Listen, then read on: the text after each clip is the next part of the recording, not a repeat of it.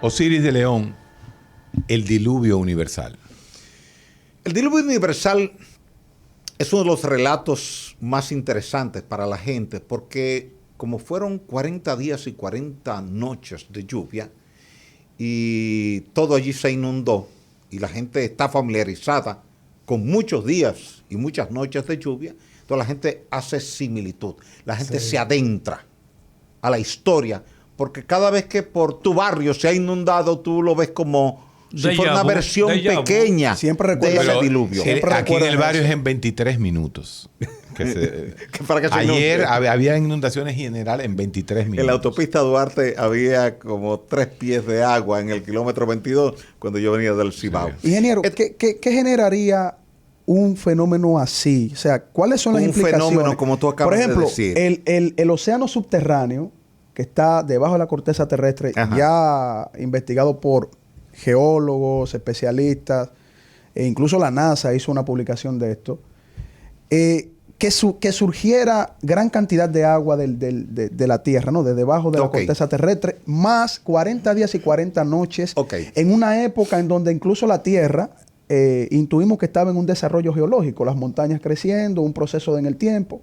¿Qué implicación tendría un fenómeno así? Ok, mira, el origen de la Tierra va mucho más allá. En el caso de que eso hubiera sido cierto. En el caso de cómo creemos los cristianos. Que el origen, de acuerdo a las dataciones radiométricas que se han hecho, las rocas más viejas hasta ahora identificadas tienen 4.567 millones de años. Eso es demasiado tiempo comparado con la vida humana.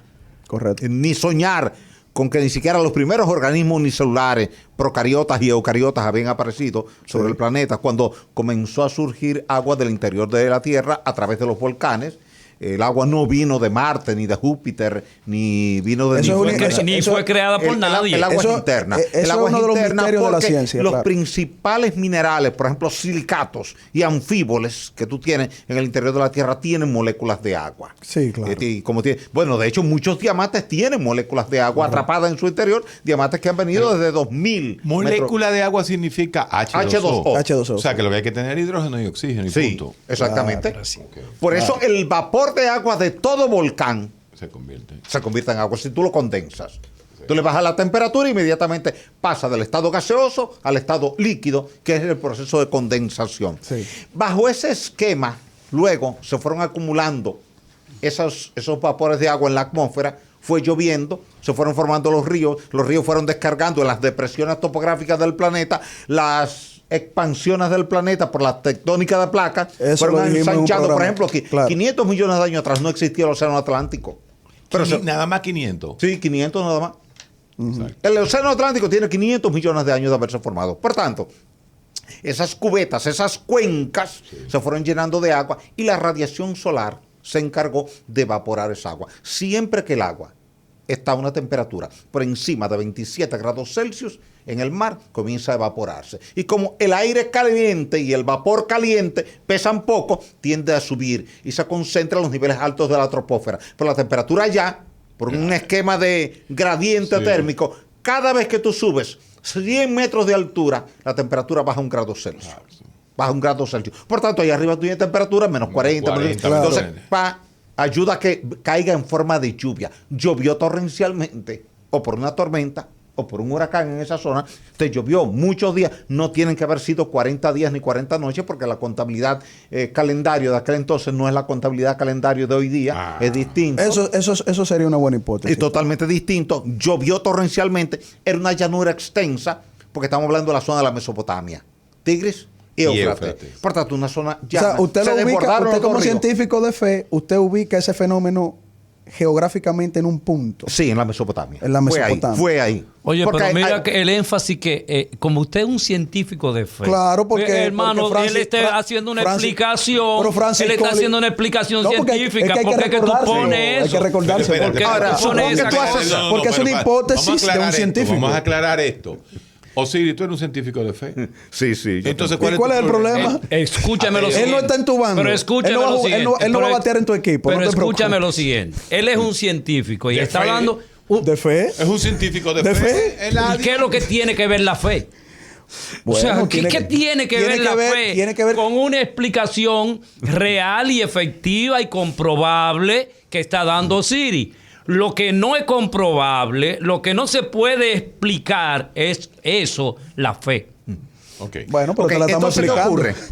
El planeta no tiene agua suficiente como para cubrir todo el sistema montañoso universal, hasta el monte Everest, que tiene 8.800 metros de altura.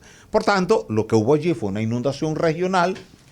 El conocimiento que había en ese entonces del mundo, mi mundo es lo que yo alcanzo a ver, claro, y lo que puedo registrar en mi cerebro. Para ellos no existía el Caribe, ni existía América, ni existía el resto del mundo. El mundo de ellos era ese mundo, se inundó eso, se inundó el mundo.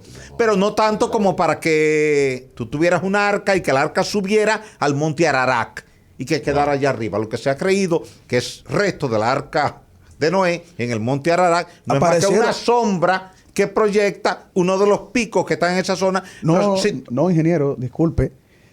Un grupo de científicos chinos e ingleses le permitieron hacer excavaciones ahí, porque el primero que, bueno, primeramente fue un vuelo de reconocimiento que hizo un ruso y tiró la foto y vio que esa estructura tiene forma, pero el gobierno turco no le permitía a nadie, por cuestiones políticas, religiosas, culturales, etcétera, a hacer investigaciones a profundidad ahí. Sí.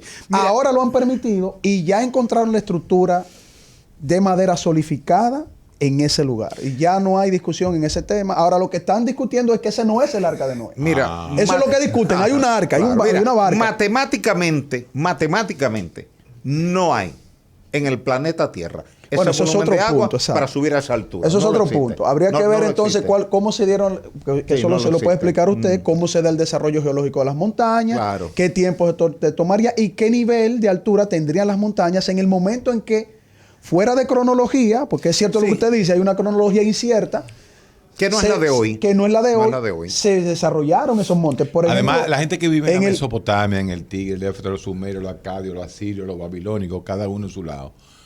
No, y explicaron eso. No conocían el monte Everest. Ni la Concagua, ni el Kilimanjaro. No eso. O sea, no conocían. Su mundo era ese entorno. Su mundo era ese entorno. Claro. No, y además los nombres de los montes no se habían puesto en ese entonces. Excepto el Ararat, que sí se menciona en la Biblia. El monte Ararat. Y por eso se cree que esa sombra que se proyecta se ha analizado desde todos los puntos de vista. Desde el punto de vista geológico, desde el punto de vista geográfico, desde el punto de vista topográfico. Y realmente es una sombra que si tú revisas las imágenes de satélite en la mañana, al mediodía y en la tarde, vas a ver que cambia. Bueno, ya eso sería otro debate porque ya están ahí los científicos. Sí. Ya ellos están ahí. Tú puedes llevar ahí o tener ahí restos de madera. El asunto es que tú dices, bueno, ok, te doy el crédito de que esa es el arca. Ahora, la pregunta que te va a hacer la comunidad científica, ¿cómo tú la subiste hasta aquí? Si no hay ese volumen de agua en el planeta Tierra para subirlo hasta allá. No está en el pico del monte. No te lleva. La fe no te lleva hasta allá. Esto no quedó encallado en el pico. No hay manera. O sea, el volumen de agua que hay sobre el planeta. Eso sería a mí lo que me interesa es lo que está planteando tu científico de fe. Que hubo un fenómeno. Hubo un fenómeno. Eso es indiscutible. Exacto. Y que transformó posiblemente todo el entorno. Fíjate que esa zona, inclusive yo pensaba que era el Mar Negro. No, realmente. Lo que era el Mar Negro, por eso se formó Bósforo, Dardanelos, el Egeo, toda esa zona. Bueno, el Negro está cruzando el Bósforo. Anteriormente eso estaba abierto. El Mar Negro. Sí, estaba abierto. Claro, y tenía conexión con el Mar Egeo. Yo me bañé, ¿sabes? Y de ahí con el Mar Mediterráneo. Sí, evidentemente eso estaba abierto. Pero tú tienes una compresión. La placa arábica que te queda del otro lado empuja hacia la placa que tú tienes en Turquía, que es la placa de Anatolia. Y la placa de Anatolia te empuja hacia la placa de Grecia. Crimea. Claro, entonces eso hace que el terreno, por eso tú tienes ese cúmulo de islas. Claro. Que son, fíjate que las islas son calcáreas, no son volcánicas. Sí. ¿Por qué? Sí. Porque la caliza se estaba formando en el fondo del mar por precipitación química del carbonato de calcio. Como la caliza que tú tienes aquí, debajo de esta emisora. Esta caliza estaba en el fondo del mar. Sí, exacto. Se precipitó ahí por una precipitación del carbonato de calcio junto con los corales que había ahí. Y luego la cuña que tú tienes aquí abajo, la cuña acrecional en la fosa de los muertos, entra, te levanta el territorio. Este territorio se levanta 3 milímetros cada año. Sí. Cuando tú lo multiplicas por 100.000 años, es mucho lo que se ha levantado. ¿Por qué eso pasa allá? ¿Por qué hay geólogos que también plantean un tsunami con ese evento? Para cubrir Cierto. Mira, he visto muchos documentales donde se plantea la posibilidad de un tsunami. ¿Qué ocurre con el tsunami? El tsunami siempre va a ser puntual. Un tsunami nunca te va a afectar más de una hora.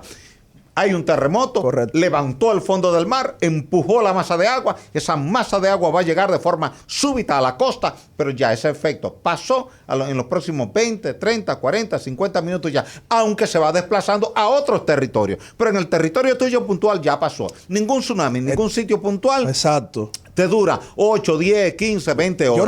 Yo no compro esa hipótesis. Entonces descarta la hipótesis del tsunami. La comunidad de fe puede descartar con confianza a esos geólogos materialistas que dicen eso fue un tsunami. No fue un tsunami. Excelente. No fue un tsunami. Muy bien. Porque ningún tsunami te va a durar tantos días. Exacto. Además, el tsunami no te produce lluvia. La Biblia te dice claramente que fueron 40 días de lluvia torrencial. Lluvia.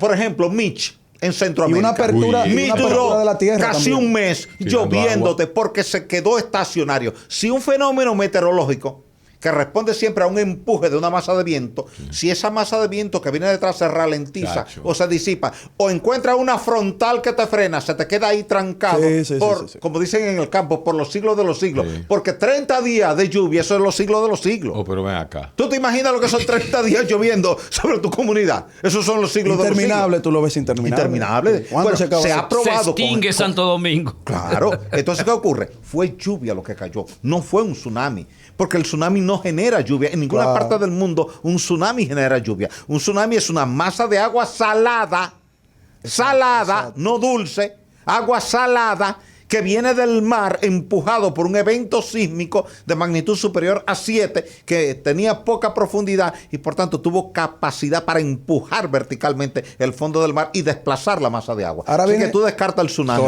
Hay mecanismos en este momento. Como fenómeno único, claro, hay que descartarlo. Hay mecanismos en estos momentos para prevenir, para avisar un tsunami. Sí, hay boyas.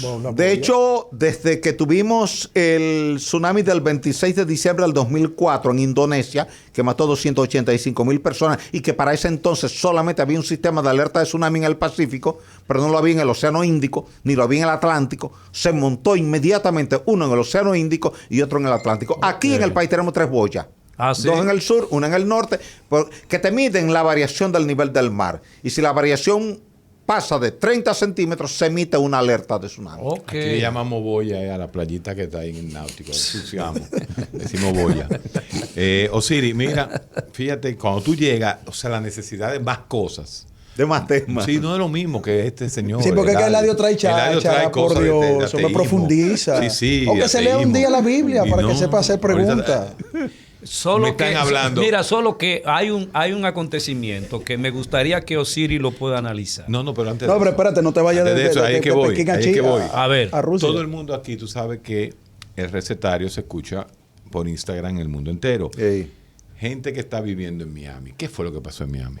En Miami hubo un deterioro progresivo y acumulativo de los elementos que le daban rigidez a la estructura, porque la torre se estaba asentando 2 milímetros por año. Ninguna estructura se debe asentar. Está prohibido técnicamente que se asiente más de 25 milímetros, que es 1 pulgada. ¿Qué es lo que es asentarse? Asentarse es hundirse. ¿Tú te acuerdas cuando tú eras muchacho que tú ibas corriendo, que estaba lloviendo y tu pie se hundía? Ajá. Es un asentamiento. Si tú pones un edificio en un terreno lodoso, arenoso, limoso, comienza a hundirse. Lo que tú viste en la torre inclinada de Pisa, eso es un asentamiento diferencial. Se inclinó del lado de la arcilla y no del lado de la arena, y por tanto se torció. No se ha caído. Don Osiris, porque está anclada. Don Osiris, usted sabe. Yo estaba allá, está anclada. Primero la anclaron y luego del lado de la arena le han estado drenando arena para bajar el nivel de la arena, si no se hubiera caído hace tiempo. Usted sabe la pregunta, ¿y tú es su edificio en Miami entonces? Buen tema. Primero, y trato eso en mi artículo de hoy que está publicado en el periódico El Caribe. Ahora va a haber que revisar, no los que tengan 40 años. La normativa en Miami te convocaba a revisar a los 40 años. Pero se cayó Champlain cumpliendo justo los 40 años. Por tanto, ahora la normativa va a obligar a bajar eso a 30 años. 30 años. Primero, estamos hablando de clima aquí. Miami está en el mismo clima tuyo porque Miami está en el trópico. Miami no es Nueva York, Miami no es Boston. Ahora aquí en el trópico, con el calor, el hormigón se expande, los cuerpos con el calor se expanden. Tú ves que tú tienes un anillo y tú coges mucho calor y te aprieta el anillo, te aprieta el reloj por la expansión. Pero cuando viene al frío se contrae. Ese proceso repetitivo de expansión y contracción suelta el enlace molecular interior de los elementos que integran una roca. El hormigón es una roca artificial inventada por el ser humano, pero es una roca. Tú tienes que grava, gravilla, arena y cemento. Entonces tú tienes una roca. Ahora esa roca expuesta a la radiación solar del día y a la humedad de la noche va perdiendo competencia con el paso del tiempo. Se deteriora. ¿Qué ocurre? Si una torre cualquiera en Miami o en cualquier parte del mundo se te está asentando 2 milímetros por año, en 40 años te acumula entre 70 y 80 milímetros de asentamiento. Eso es casi el triple de lo que te permiten las regulaciones mundiales. Por tanto, ¿cuál es la respuesta de todo edificio en toda parte del mundo que se está asentando? Agrietarse, porque el hormigón es rígido, el hormigón no es flexible. Y como el hormigón es rígido, un bloque no se puede, él no acepta que tú lo dobles, no. Se parte. Hasta, tú le haces fuerza hasta que él parte. Es rígido. Entonces, como las paredes son rígidas, las columnas son rígidas, las vigas son rígidas y las losas de entrepiso son rígidas, en la medida en que el edificio se estuvo asentando, se estuvo cuarteando. ¿Qué ocurre? Estaba frente al mar, en una zona tropical de viento cruzado, donde tú tienes los vientos que vienen del Caribe y los que vienen del Golfo de México. Se mete el viento cargado de salitre y el salitre penetra a través de toda esa grieta que está generando el asentamiento y te corroe el acero de refuerzo. ¿Cuál es el papel del acero dentro del hormigón? Dentro de una viga, dentro de una columna, dentro de un muro. Asumir la tracción, porque el hormigón no asume tracción, el hormigón asume compresión. Tú agarras un blow y tú lo comprimes y él aguanta. Si tú lo alas, él se desbarata. El hormigón no aguanta que tú lo ales, él aguanta que tú lo comprimes. Para eso que se le pone la varilla, no es para otra cosa. Es para que la varilla, cuando tú lo ales, sea la varilla que aguante. Si tú lo comprimes, es el hormigón que aguanta. Por tanto, al oxidarse la varilla, hay un segundo efecto. La varilla, cuando se está oxidando, se va hinchando. Tú ves que todo lo que se oxida se va poniendo más grueso, porque va generando una costra exterior. Y esa costra exterior, entonces ahora te hace presión interna al hormigón y te crea microfisuras. Entonces, las microfisuras de la expansión del acero oxidándose, más las fisuras del asentamiento, te va cuarteando toda la estructura. Se mete el salitre, te lo deteriora. El hormigón pierde resistencia, la varilla pierde resistencia, vino la losa de la piscina, colapsó. Por tanto, esa losa que estaba actuando como un arriostramiento perimetral de las columnas en el primer nivel, duplicaron su luz de servicio. Y al duplicar la luz de servicio, entraron en pandeo. Si yo te doy a ti una varilla de ferretería de 2 metros, tú te la enrollas en el cuello. Si te doy un pedacito de varilla de la longitud de un dedo, no hay manera de que tú la dobles. Por tanto, mientras más larga es una columna, más fácil se flexiona, lo que llamamos pandeo. Al pandearse por el peso que tiene de 12 niveles arriba, parte, y al partir viene el edificio en cascada. Un principio de ustedes, los geólogos ingenieros. Un principio de ustedes, para ustedes, ¿verdad? Sí. Históricamente y culturalmente, descrito en la Biblia. Nunca construyas una casa sobre arena. El Evangelio de Mateo, capítulo 7, versículo 24. El único texto sobre eso. El único texto que habla de eso. En todos los demás libros históricos. Usted habló de pandeo, ¿verdad? Pandeo. Eladio le quiere preguntar, pero no se atreve como psicólogo. Entonces él quiere preguntar, ¿eso tiene algo que ver con el culipandeo? Continuamos en el recetario. Hoy definitivamente hay que aprovechar a Osiris y ponerle todos estos temas que a todo el mundo le interesa, ¿eh? Por ejemplo, hay uno que a mí me gustaría Osiris, que le explique como un geólogo. Osiris, ¿qué pasa con, escúchame, Carlos, qué pasa con los edificios construidos en la Anacaona? Están sobre roca caliza coralina, sobre la segunda terraza, y la roca es rígida. Ahí ni hay asentamiento. Ahí tu única preocupación puede ser las cavernas, pero si tú la identificas antes de construir, tú la rellenas con bloques y con hormigón y ya resuelto el problema. Pero ahí no hay problema. De hecho, en un terremoto tú no tienes por qué preocuparte en la Anacaona, en la Sarasota, porque eso es roca rígida. La onda sísmica de corte, que es la que lleva el 70% de la energía que te destruye los edificios, pasa rápido, pasa 2000 metros por segundo ahí, por tanto no se amplifica, y al no amplificarse no genera cortante que te vaya a tumbar el edificio. El mejor sitio para vivir. Otra pregunta. Parque Mirador del Sur, también nos tirábamos ahí. Hay un ojo del Parque Mío que tiene un manantial precioso. Sí. ¿Eso todavía existe? Todavía está destruido. Todavía está. ¿Y por qué eso no se explota como...? Porque aquí no se le ha dado mucha importancia a ese tema. Aquí está, mira, el sistema de terrazas que comienza ahí en el río Jaina y termina en Nisibón, el mismo sistema, termina ya en Nisibón, no ha sido aprovechado todavía ni un 1% de su potencial hidrogeológico. Una vez, oye esto. Los carajitos, te estoy hablando de yo de 9, 10 años. Cuando se inauguró el parque. El 70. 70, yo tenía 5, ponle en el 73, 74. Nosotros cogíamos de Gaco a pie, porque imagínate. Después descubrimos que la 6A pasaba por ahí. La ruta 6A. Pero para un muchacho eso está cerca, de Naco ahí al Mirador. No, de Gaco ahí. Llegábamos al Mirador. Óyeme, y nosotros llevábamos una soga de nylon. Era buena esa soga de nylon. Y cuando llegamos nosotros como a las 11, eran 2 horas de camino, para bajar al hoyo. Al hoyo. Sí, es un sistema de caverna con agua subterránea. Oye, esto sí. El que traía la soga en la mochila se le olvidó, creyó que el hermano lo traía. Habíamos entonces 9 o 10. Ahí voy, ahora es que viene la tragedia. 9 o 10 carajitos con la soga, no podemos poner la soga. Y nosotros, hoy, ¿cómo bajamos? Muchacho, al fin, está la manguera que está regando agua del ayuntamiento. Ay, mi madre. Cogemos la manguera, nos robamos la manguera y la ponemos doble. La ponemos y efectivamente éramos un muchachito de 100 libras. Comenzamos a bajar y bajamos todo. Y el último, cuando bajó, era doble la manguera. Uno que hizo así, ¡pah! Y se partió. Preso ahí dentro. Oye, esto. Preso ahí dentro. No, adentro. Pero antes de nosotros pedir ayuda, obviamente nos bañamos. Y como a las 3 de la tarde, después de estar bañando, eso era para mí lo más grande. Sí, había uno en Embassy Beach, que ese sí lo usábamos mucho, en la playa Caribe, donde estaban las casas, ahí había uno precioso. Sí, ahí hay muchos. Ahí hay muchos manantiales. Nos bañábamos ahí. Entonces, a las 3 de la tarde, cuando decidimos salir... ¿Pidieron ayuda? No. El tipo, el que cuidaba... El de la manguera. Ustedes van a ver. Y subió la manguera. No, de allá abajo. Ahí comenzaron los lloros, los gritos. Ahí comenzaron a pedir un milagro.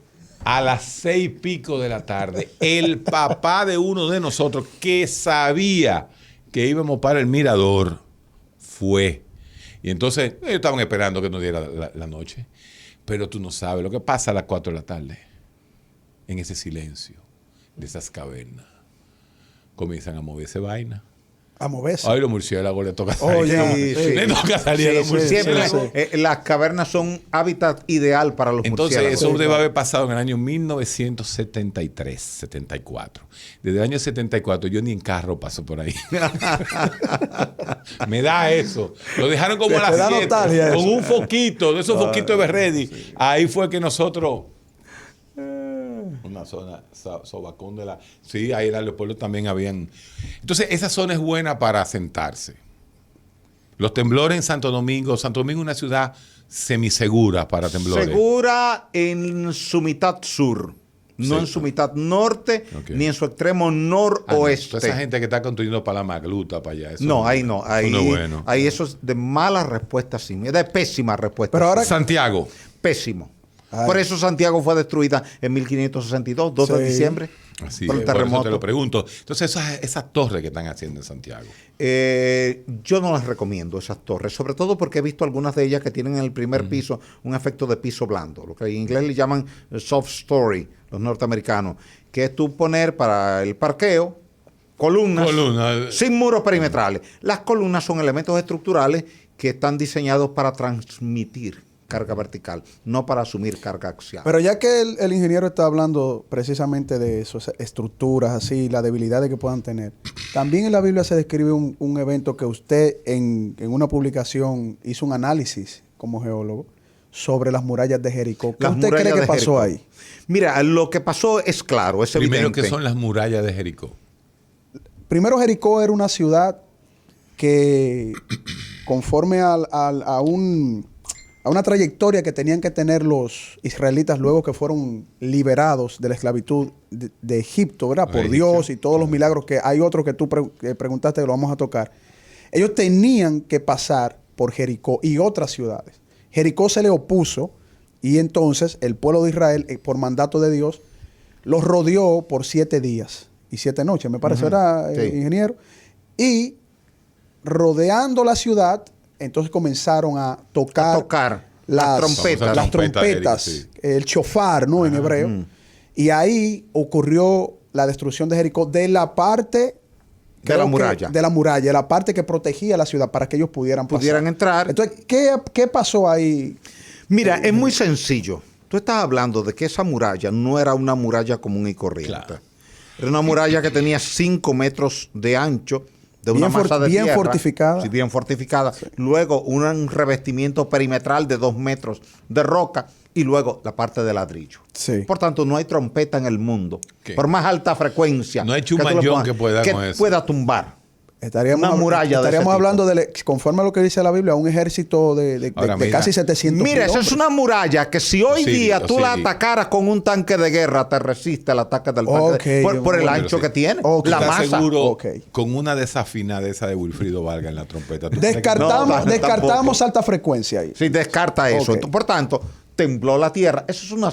Si tú chequeas dónde estaba emplazada esa muralla, está justo encima de una falla sísmicamente activa. El mar de Galilea y el río Jordán siguen una falla sísmicamente activa que ha sido la falla responsable de los grandes terremotos que han ocurrido ahí en ese entorno. Que esos conceptos que vienen de la Biblia y que hace tanta referencia en el libro del Apocalipsis sobre los terremotos es porque era una zona sísmicamente activa y a cada rato ellos sufrían un fuerte terremoto.